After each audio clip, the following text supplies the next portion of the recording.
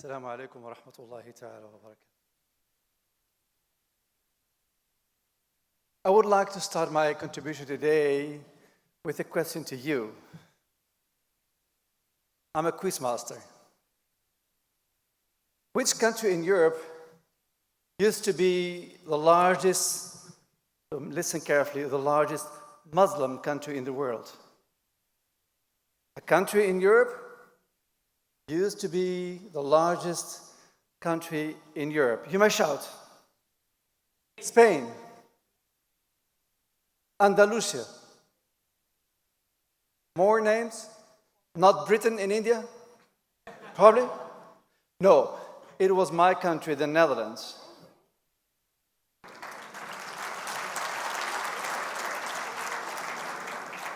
And the reason is they occupied Indonesia.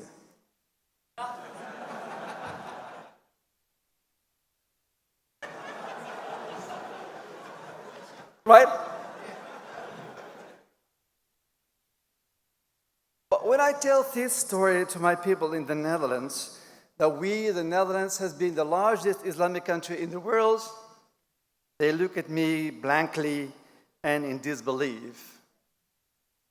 No place for history. Indeed, the Netherlands was once the largest Islamic country in the world when it controlled Indonesia between 1816 and 1945. And 80 years later, Muslims in the Netherlands are in the minority.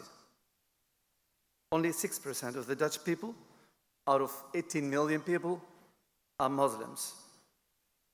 So now, the Muslims in the Netherlands are a minority. And Islam in the Netherlands is visible on the streets through the presence of mosques and people who can be recognized as Muslim by their clothing. There are Islamic-based schools.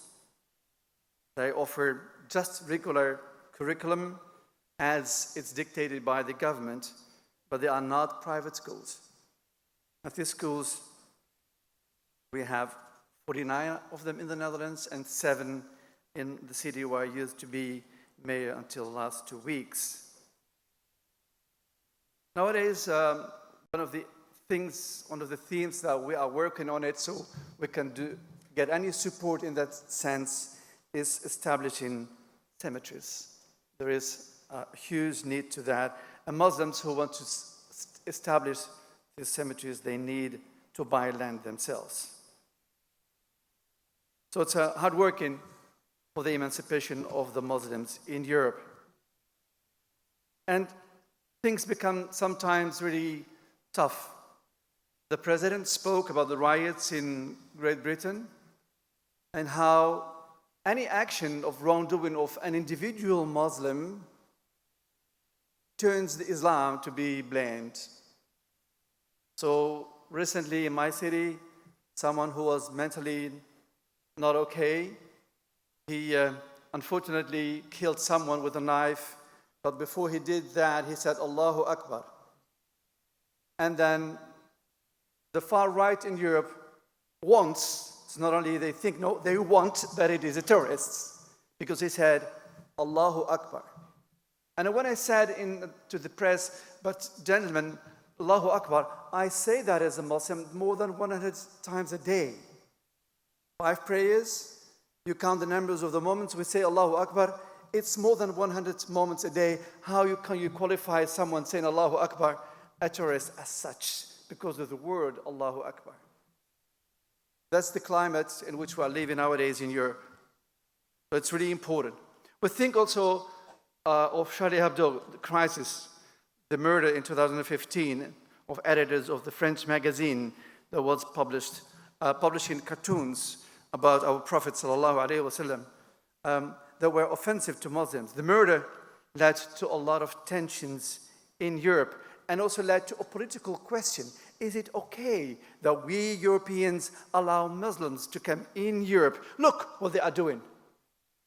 Is it okay to keep our borders open and to get so many refugees from the Arab Islamic world? Is that okay for Europe? Is that not a danger for Europe? Such an action becomes a political theme.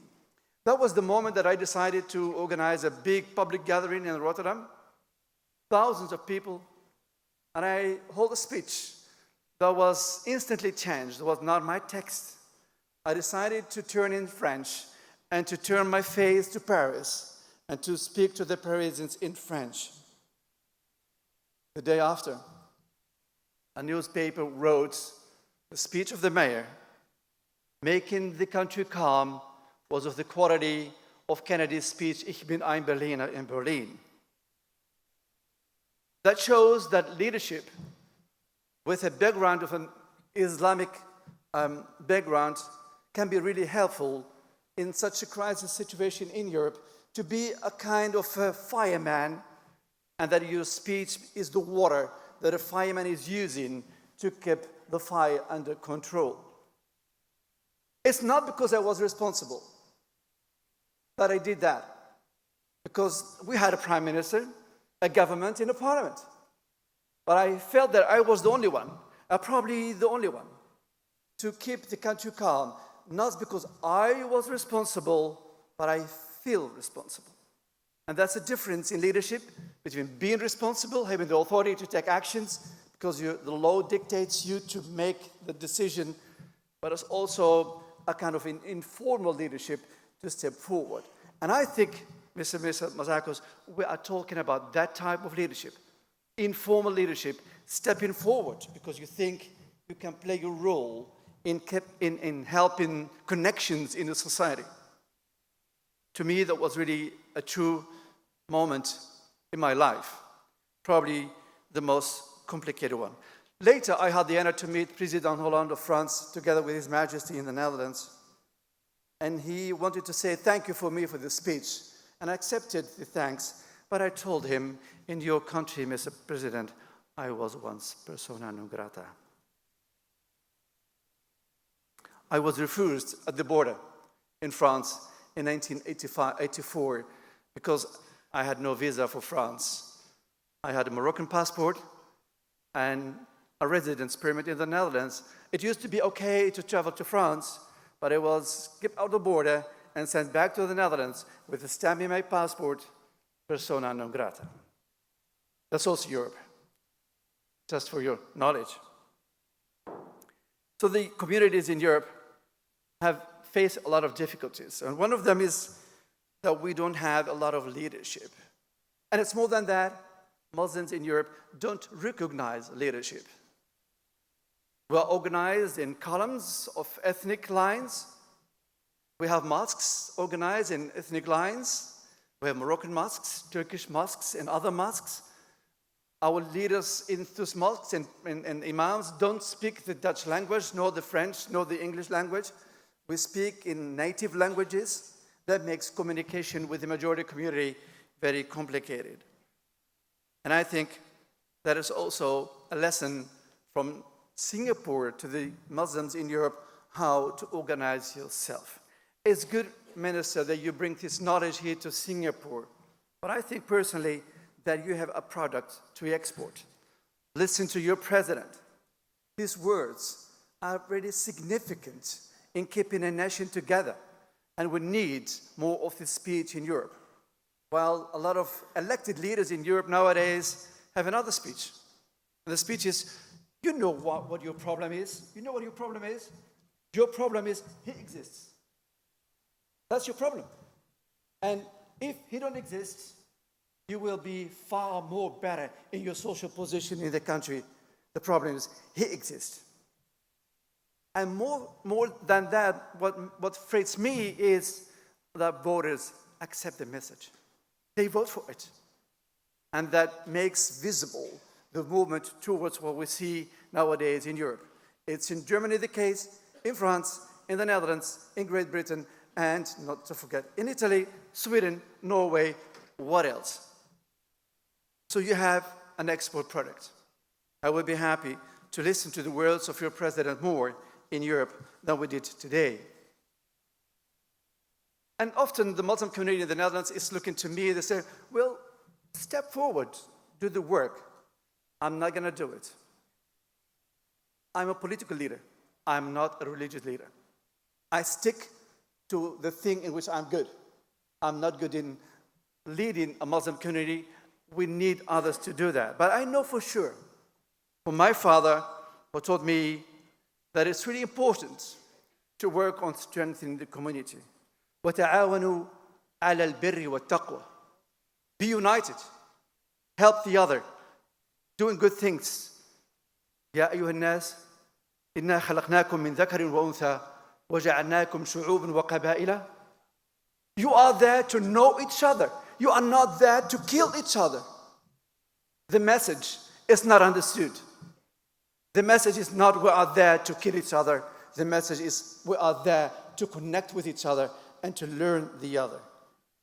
We have a lot of lessons, I think, to learn from our own religion. And a lot of things in the Islamic countries are self-evident. The Ramadan is okay. It's a normal thing. The mosque is a normal thing. You hear the Quran in the mosque, it's a normal thing. Everything is normal. But in the West, things are not normal. Go with me to France, where the government decided to forbid the hijab for women at schools, at all times, because the message is we are a secular country. So how to deal with that?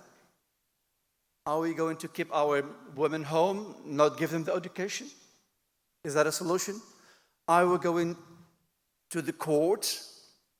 Well, the Muslims did, and they lose the game in court. Are we going to build our own schools, private schools? Solution probably. Or are going to accept that is the fact? A dilemma, and I don't have the answer. But this is the case as we see it more and more in Europe. You know, I had a big moment of honor in my office as mayor. That was the moment a lady from Singapore came to me. That was your late president, Halima Jacob. She decided to come to me to Rotterdam. We spent a part of the day together. That was a great lesson about tolerance and acceptance. To tell you the truth, I'm moving more and more from the word tolerance to the word acceptance. You know what tolerance is? Let me show that to you. That's this. That is staying with your back to the other, saying, you are there, don't bother me. As long as you don't bother me, it's okay. But that's not what we want in a society. We want interference. We want to accept the words of your president, to accept one another, to accept the differences. It's not for nothing that God created us all different. Look, all these faces. We're not similar. We're not similar, and there's a reason for that. And it's not for no reason that we speak different languages. There are thousands of languages in the world, and if God wanted that, He should create us similar and gave us one language. But that's not the case. So we have to move towards acceptance of one and another. Again, a lesson from Singapore. But let me give you my feeling about the meeting with your late president. She was not for nothing president of this country. She was active, and she was really working together with all the others to link the differences. That's why she was uplifted. Another word for today, to the highest office. An inspiration for the young generations, women mainly, to have the idea that they can also be there. As I am a lesson for the generations after me to come, to see that it's normal as a Muslim to be a mayor in an environment which is not Muslim, to be accepted. The acceptance rate for me was very high over more than 15 years, almost 16 years. But I had to knock the doors that had been closed for a very long time, to knock them, and sometimes to shake them, and then to open the doors and to say, hey, I'm here, I'm eligible, I have the quality to serve this nation, and I love it. And I think, you know, It's not the right comparison, but in times of war, nations never sent ordinary soldiers at the front. No, they sent Marines first to make the first opening. And then the other soldiers are coming behind. So I see myself as a kind of a Marine who opened the door and accepted the chance to get a bullet. 20 years, ladies and gentlemen, living under severe police protection. 20 years. That's the price you pay. And I think we have really lessons to learn also from Singapore when it comes to a very important other lesson, which is education. I was listening to the role madrasas are playing here in Singapore. And that is very confronting, because if I was a dictator, and I'm not, and I had $10 to spend, I will start spending the first dollar to education, help me, the second dollar to help me, education, the third dollar to education. Thank you very much. It was easy. And then I will start thinking what to do with the remaining 7. ربوا بنيكم علموهم هذبوا فتياتكم فالعلم خير قوامه والعلم مال المعدمين إذا هم خرجوا إلى الدنيا بغير حطام وأخو الجهالة في الحياة كأنه ساع إلى حرب بغير حسام. Ahmed Saeed from Egypt. And what he's saying in this poem, he's really provoking parents, comparing the parents that are not eligible to give knowledge with the kids to stand in society, compare them with soldiers sent by the general to the front without arms. It's a far comparison. And I believe that he is right. If we try to give our kids the necessary things to move forward in society, that's the best investment we can do instead of buying arms, for instance. Education is key. So the madrasas you are developing here is key. The college that your president announced today for Islamic studies will be very important to show strength, to show that you are participating in this country because you have something to deliver. You are not complaining about your position. No, you have something to deliver to the country, which is really important. Not complaining by delivering. So the lessons of Singapore, I managed to find 8. Show as a community that you radiate strength. Show as a community that you can make a difference. Show as a community that you are tolerant and that you accept, that acceptance is very important. Show that you are prepared to take responsibility and to step forward and to feel responsible and not always to have responsibility. Always prepared to share power with others. Cross-cultural collaboration is also very important, and uplifting the community is possible. Few words about sharing powers. We had a very famous econometrist in the Netherlands. The name? The name? Not Erasmus, that was a humanist. Professor Tienbergen. If you want to study economy worldwide, go to Rotterdam. And his opinion was sharing equals multiplying. Sharing equals multiplying. We all have learned at school that sharing is the opposite of multiplication, isn't it? Now, his idea was if we share, we all have an opportunity to grow. And if we all grow, there is a massive income, there is a lot of work and opportunity, and that means that our well-being will be better. Sharing is, let's say something about democracies, that if you have power and you think that with a powerful instrument in your hand, even if you have the absolute majority, probably the chance that you can realize is less than when you are able to share the power. To share with others, institutions, opposition, to listen to the opposition. And you know, the most important thing in democracy is not only that one man will vote, which is a general acceptance, and that the majority may govern. No, the most important lesson in democracy is that it's an honor for the majority to serve the minorities. That's important. And to protect them. Minorities deserve to be protected. Whether they are culturally, linguistic, or religious minorities, it's an honor for the majority to protect the minority. And we have lessons from our Quran, from our Hadith, and I'm a very simple politician, but I refer to that when it comes to the way I share power with the others. وَشَاوِرْهُمْ فِي الْأَمْرِ. A very important lesson. The Prophet got the directive to talk to others and to speak to others and to pick up the opinions of the others before taking a decision. That's really important. And we minorities should not say, they are the majority, they will never take care of me. No, you should be having the willing to be involved in that process of taking decisions, as I did in the Netherlands. I was the minority. And then, when it comes to the execution of the laws and the Constitution, a journalist once asked me, Mayor, when there is an end to your reference to the law and to the Constitution, what is your basic instinct to take decisions? And I took 20 to 30 decisions a day, small ones, big ones. And I did this, and I said, it's my consciousness. And it has everything to do with the Islamic teaching. We have the directive, it's for me as a person really important. وَاسْتَقِمْ كَمَا أُمِرْتَ.